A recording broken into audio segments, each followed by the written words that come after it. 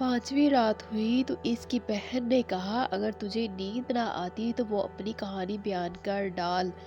اس نے کہا اے نیک بخت بادشاہ، مجھے یہ خبر ملی ہے۔ یونان بادشاہ نے اپنے وزیر سے کہا اے وزیر، اس حکم کی وجہ سے تیرے اندر حسد کی آگ بھڑک رہی ہے اور تو چاہتا ہے کہ میں اسے قتل کر دوں اور پھر پچھتاؤں، جس طرح کہ سندباد بادشاہ نے اپنے باز کو مار کر پچھتایا۔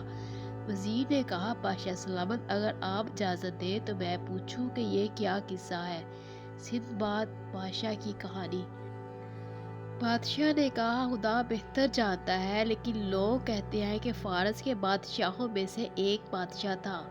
اسے عیش و عشرت اور صید و شکار سے بڑا شوق تھا۔ اس نے ایک باز پال رکھا تھا اور دن رات اسے اپنے ساتھ رکھتا تھا۔ رات بھر اسے اپنے ہاتھ پر باندھے رکھتا تھا اور جب شکار کے لیے جاتا تو تب بھی اس کو اپنے ساتھ لے جاتا تھا۔ اس نے اس کے لیے ایک سونے کا کٹورا بنایا تھا جو اس کی گردن میں لٹکا رہتا تھا اور جس میں وہ پانی پیا کرتا تھا۔ ایک روز وہ بیٹھا ہوا تھا کہ رخا کی صوبیدار نے عرض کی کہ آج کل شکار کا اچھا موسم ہے۔ بادشاہ کوچ کا حکم دیا اور باز کو اپنے ہاتھ پر بٹھا کر سب کے ساتھ روانہ ہو گیا۔ ایک وادی میں پہنچ کر شکار کے لیے گھیرا ڈالا تو کیا دیکھتے ہیں کہ گھیرے کے اندر ایک ہرنی آ گئی ہے۔ بادشاہ نے کہا کہ جس کسی کے سر کے اوپر سے ہرنی کود کر نکل جائے گی اس کو قتل کر دوں گا۔ اب گھیرا تنگ ہوتا چلا گیا اور اتنے میں ہرنی بادشاہ کے قیام گاہ کے پاس آئی اور پچھلے پاؤں پر کھڑی ہو کر اگلے پاؤں سے سینے پر ہاتھ لیے گویا وہ بادشاہ کے آگے زمین بوسہ دینا چاہتی تھی۔ بادشاہ نے ہرنی کی خاطر اپنا سر جھکایا تو وہ اس کے سر کے اوپر سے کود کر جنگل کی طرف بھاگ گئی۔ بادشاہ نے دیکھا کہ اس کے سپاہی اس کی طرف آنکھیں مار رہے ہیں اور وزیر سے اس کا سبب پوچھا۔ اس نے عرض کی کہ وہ کہتے ہیں کہ آپ کا حکم تھا جس کے سر کے اوپر سے ہرنی کود کر نکل جائے گی اس کا سر اڑا دیا جائے گا۔ بادشاہ نے کہا کہ سر کی قسم میں اس کا پیچھا کروں گا اور اس کو لا کر چھوڑوں گا۔ یہ کہہ کر اس نے ہرنی کے پیچھے کٹورا ڈال دیا اور اس کا پیچھا کرتے کرتے ایک پہاڑی تک جا پہنچا جہاں ہرنی کھڈ کے اوپر سے کود کر نکل گئی۔ بادشاہ نے باز کو اس کے پیچھے چھوڑا اور اس کے پیچھے مار مار کر ہرنی کو اندھا کر دیا اور پریشان کر دیا۔ بادشاہ نے گرز کھینچ کر اس پر وار کیا اور وہ زمین پر لوٹنے لگی۔ بادشاہ گھوڑے سے اتر پڑا اور اسے ذبح کیا اور اس کی کھال کھینچی اور اپنے گھوڑے کی کاٹی سے لٹکا لیا۔ اتنے میں تیسرے پہر کی سونے کا وقت ہو گیا۔ جنگل بیابان تھا جس میں پانی کا نام و نشان نہ تھا۔ بادشاہ کو پیاس لگی ہوئی تھی اور گھوڑا بھی پیاسا تھا۔ بادشاہ نے ادھر ادھر چکر لگایا تو دیکھا ایک درخت سے پانی مسلسل مکھن کے مانند ٹپک رہا ہے۔ بادشاہ کے ہاتھوں میں چمڑے کی دستانے تھے اور اس نے باز کی گردن سے کٹورا اتارا اور اس میں وہی پانی بھر کر اپنے سامنے رکھا۔ باز نے پر مار کر کٹورا الٹ دیا، پھر اس نے دوسری بار کٹورا لیا اور اس میں ان قطروں کو ٹپکنے دیا یہاں تک کہ وہ پھر بھر گیا۔ بادشاہ نے خیال کیا کہ باز پیاسا ہے، اسی لیے وہ کٹورا اس کے سامنے رکھ دیا۔ باز نے پھر پر مار کر الٹ دیا۔ بادشاہ کو باز پر بہت غصہ آیا، پھر اٹھا اور پانی بھر کر کٹورے کے آگے رکھا۔ باز نے پھر بازو مار کر پانی گرا دیا۔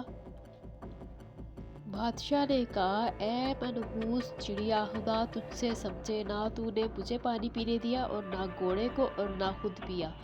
یہ کہہ کر اس نے باز پر تلوار کا ایک ہاتھ مارا اور اس کے دونوں بازو کٹ گئے۔ باز نے اپنا سر اوپر کی طرف اٹھایا گویا یہ اشارہ کیا کہ یہ دیکھ اوپر کیا ہے۔ بادشاہ نے نظر اوپر اٹھائی، کیا دیکھتا ہے کہ درخت کے اوپر کالے سانپ کے بچے ہیں اور یہ پانی انہی کا زہر ہے۔ بادشاہ باز کے بازو کٹنے پر بہت پچھتایا اور اٹھ کھڑا ہوا اور ہرنی کو لے کر چل دیا۔ خیمہ گاہ میں پہنچ کر اس نے ہرنی اپنے باورچی کو دی اور اسے لے جا کر کہا کہ تل لا۔ بادشاہ کرسی پر بیٹھا ہوا تھا اور باز اس کے ہاتھ پر۔ باز نے ایک ہچکی لی اور دم توڑ دیا۔ بادشاہ رنج اور افسوس کے مارے چلانے لگا کہ ہائے، جس باز نے میری جان بچائی میں نے اسے خود مار ڈالا۔ یہ سندباد بادشاہ کی کہانی۔ جب وزیر نے یونان بادشاہ یہ سنا کہ تو کہنے لگا کہ جہاں پناہ جو کچھ اس نے کیا مجبوری کی وجہ سے کیا اور میں اس میں سے کوئی برائی نہیں پاتا، اور جو کچھ میں کر رہا ہوں وہ محض آپ کی محبت کی وجہ سے ہے تاکہ آپ کو صحیح واقعہ معلوم ہو جائے، ورنہ آپ بھی یوں ہی تباہ ہو جائیں گے جس طرح وہ وزیر ہوا جس کے شہزادے کے ساتھ دغا بازی کی تھی۔ یونان بادشاہ نے پوچھا کہ وہ کس طرح دغا باز بادشاہ کی کہانی؟